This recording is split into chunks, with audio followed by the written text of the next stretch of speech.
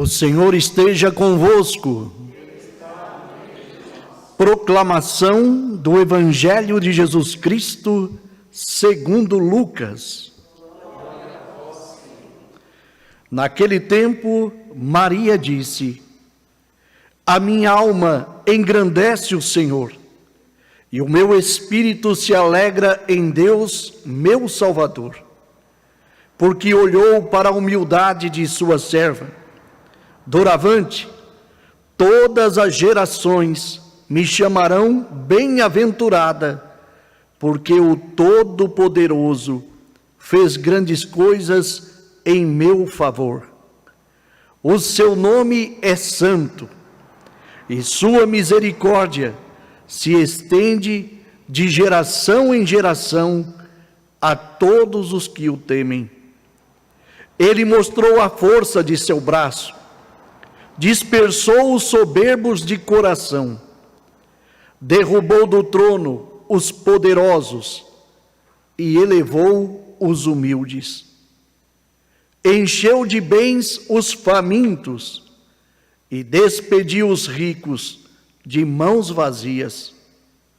Socorreu Israel, seu servo, lembrando-se de sua misericórdia, conforme prometera aos nossos pais, em favor de Abraão e de sua descendência para sempre. Maria ficou 3 meses com Isabel, depois voltou para casa. Palavra da salvação.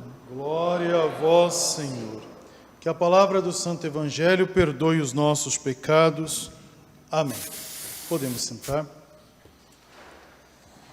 Queridos irmãos e irmãs, é importante a gente, primeiro, assim, aprender sempre na catequese, com a catequese da igreja, na verdade, dentro do tempo que nós estamos vivendo, tempo do advento, na verdade, a gente vai ensinando passo a passo, a gente não pode tirar de uma vez, porque senão as coisas ficam difíceis, né? Assim, quando tira um doce de uma vez da criança, ela fica aguada, não fica? Então a gente tem que saber devagarzinho lidar com as situações.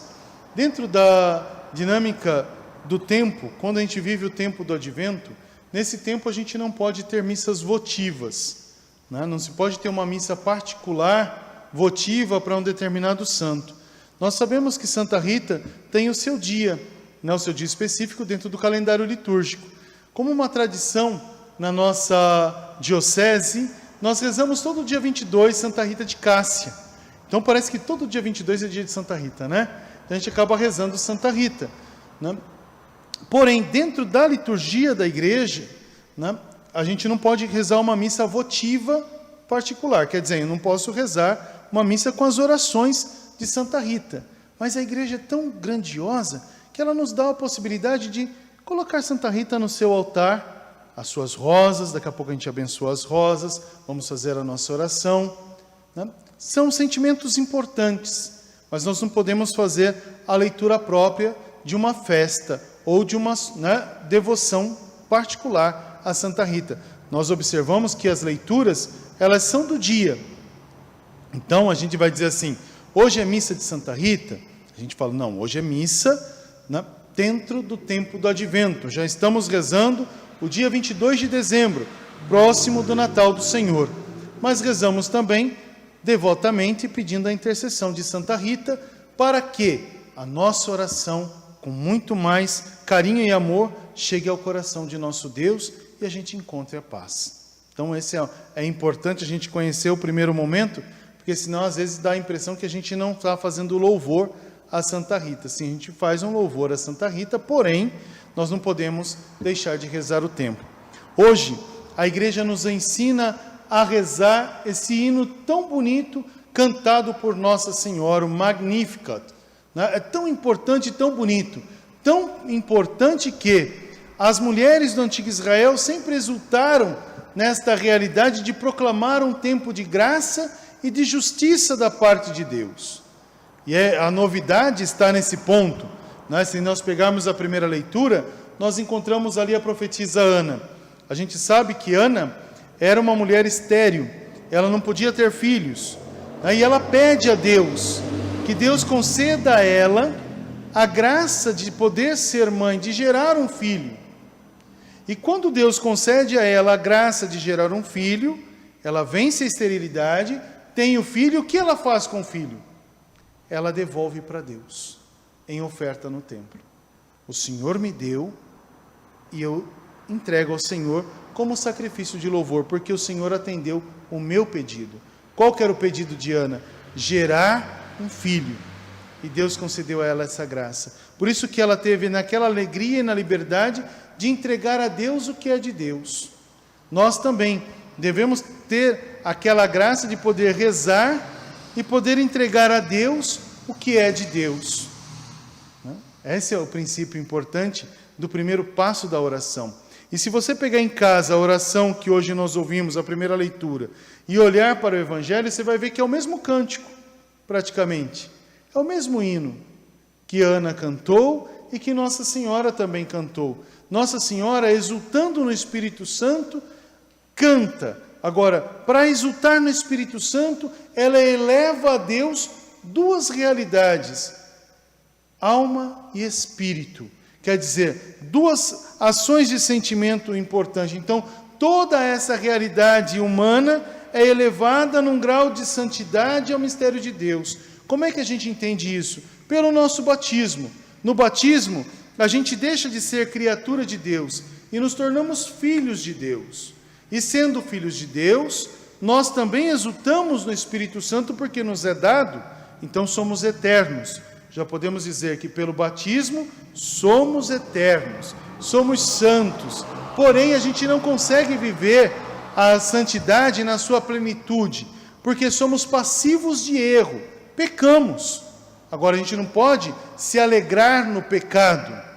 Nós temos que nos distanciar do pecado e se alegrar na graça de Deus que recebemos pelo batismo.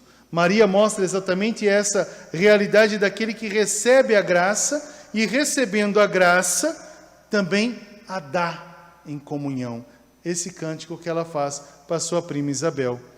Diante de Santa Isabel, ela fala, que exulta de alegria no Senhor, que seu espírito se eleva a Deus que é Salvador, porque ele olhou para a humildade de sua serva.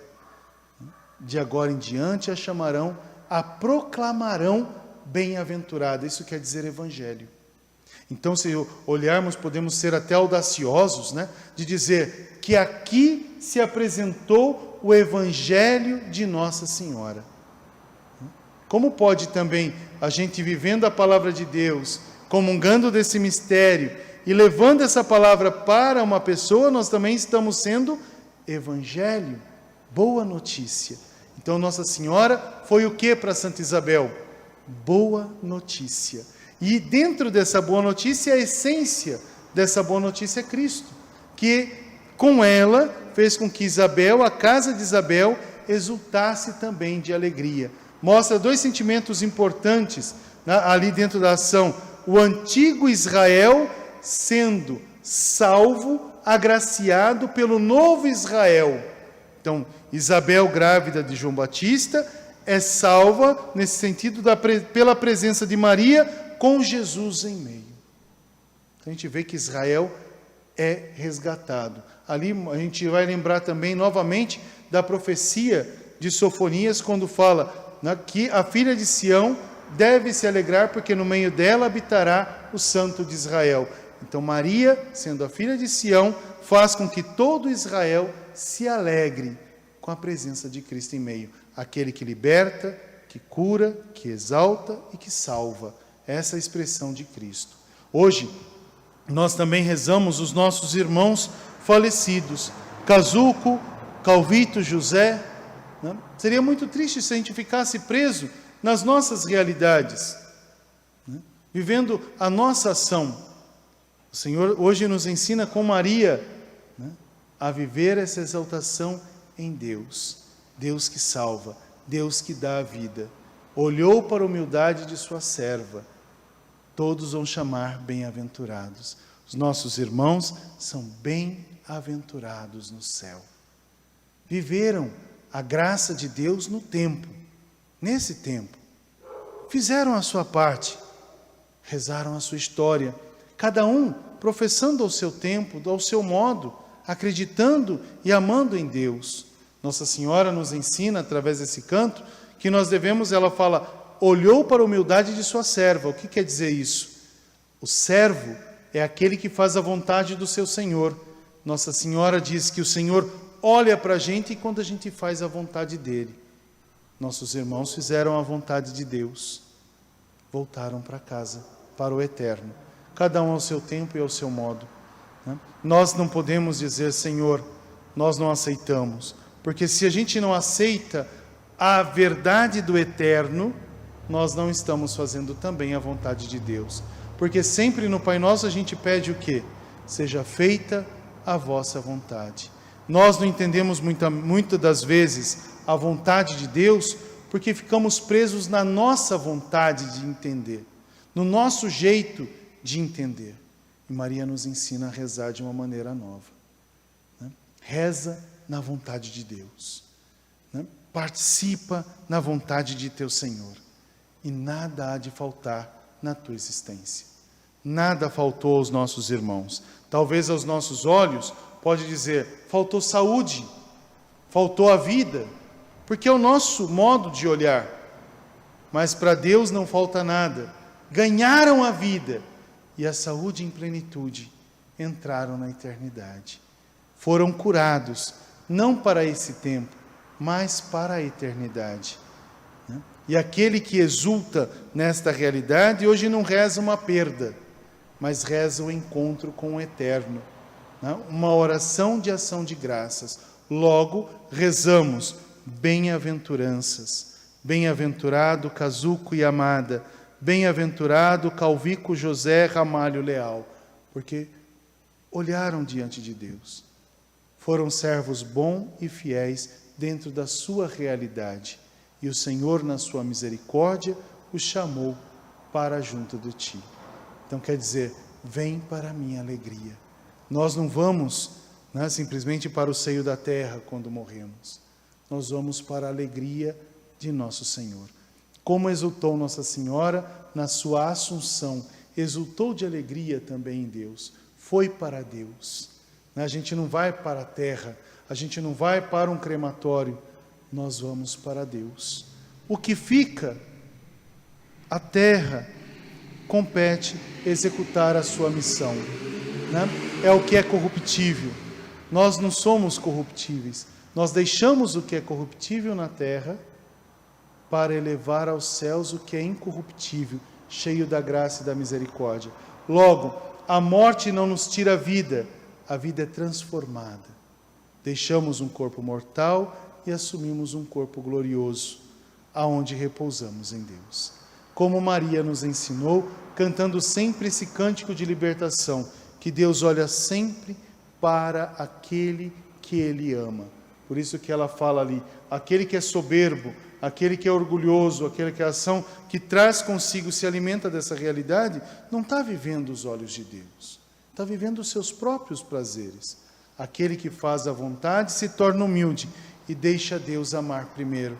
Por isso que Maria proclamou, porque o Senhor disse para ela, não tenhas medo, Maria. A gente muitas das vezes deixa de proclamar a boa nova porque temos medo. Medo humano de errar.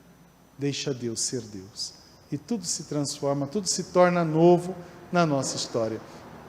Que os nossos irmãos descansem em paz no paraíso, que a alegria do céu resplandeça sobre eles. Alegria essa que Nossa Senhora hoje exulta com o cântico do seu Magnificat, o seu Evangelho. Louvado seja o nosso Senhor Jesus Cristo.